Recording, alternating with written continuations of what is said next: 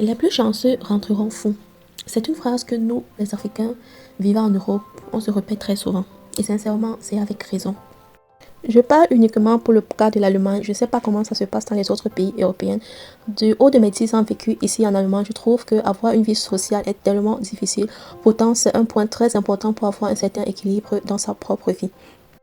On se retrouve dans une routine qui nous tue à petit feu. C'est à peine si on prend la peine de demander à ses proches comment tu vas. C'est à peine si on prend la peine d'écouter ses proches. Nous sommes tout le temps en train de penser, travailler, gagner de l'argent, sortir le matin, rentrer le soir, mais on oublie l'essentiel qui est l'humain. En Afrique, on retrouve l'ambiance familiale, on retrouve le bon vivre, on retrouve le fait d'avoir un bon voisinage. Ici, en Allemagne, par exemple, tu peux faire une semaine chez toi, mais jamais ton voisin viendra cogner chez toi pour demander hey, tu vis même encore. Donc, c'est tellement difficile et vous allez voir des cas où on retrouve des personnes mortes dans les chambres. C'est pourquoi j'aimerais prendre le temps aujourd'hui pour remercier toutes les personnes qui ont contribué à ce que mes 10 dernières années en Allemagne soient agréables. J'ai une famille formidable sur qui je peux compter. Je vais tout d'abord remercier ma maman qui a toujours et qui est toujours présente dans ma vie, bien qu'on vit dans deux continents différents. Elle a toujours été celle-là qui demandait, ok, tu fais quelle matière ce semestre? Elle maîtrisait toutes les matières que j'avais par semestre. Et elle me demandait, ok, tu comptes écrire cette matière ce semestre? Sinon, tu ne fais pas, tu vas l'écrire quand? Donc, elle essayait d'être présente et de s'intéresser à ce qu'on faisait, à ce que je faisais. Et ensuite, je vais remercier ma grande sœur qui m'a accueillie en Allemagne. Il faut savoir, ma grande sœur et moi, on a 1 an et demi d'écart, il n'y a pas un si grand écart que ça, mais elle a pris des responsabilités. On aurait cru que c'était ma grande sœur de 10 ans. J'ai vécu dans sa chambre d'étudiant pendant 1 an.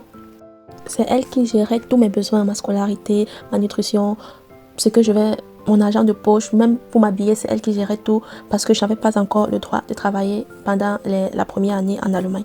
Et sincèrement, elle a fait du beau boulot. Elle était toujours là pour me dire, je sais, tu vas y arriver, ça ne peut pas te dépasser, tu es intelligente, ça va aller. Et ça me boostait tellement.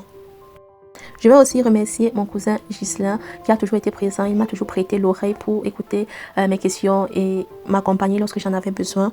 Je vais également remercier mon cousin Ted et sa femme qui m'ont accueilli chez eux lorsque j'avais besoin d'un toit au sud pour faire mon stage de master. Sans oublier ma cousine Nikki avec sa bonne énergie, la good vibes qui me contaminait très souvent et c'était agréable de passer des journées avec elle. J'ai aussi rencontré de belles personnes pendant ce parcours et ces personnes, je les garde précieusement dans mon cœur. Merci Alphée pour ta présence, pour tes conseils et d'être toujours là quand j'en ai besoin. Je vais également remercier mon voisin Boris. On a vécu dans la même cité universitaire et c'était toujours chez lui que je partais manger si j'avais rien à manger. Et il était franchement gentil. Et sincèrement, c'est aussi une personne sur qui je pouvais compter lorsque j'avais un problème.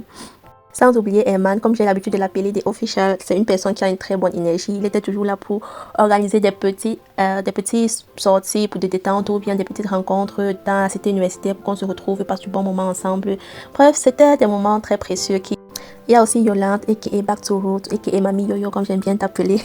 Merci pour ta présence, merci pour ta créativité, merci de répondre à mes questions lorsque j'en ai. Sincèrement, merci pour tout.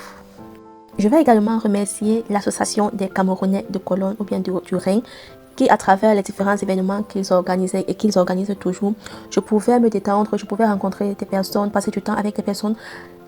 C'est dans ce cadre-là que j'ai rencontré Papa Étienne, comme j'aime bien l'appeler.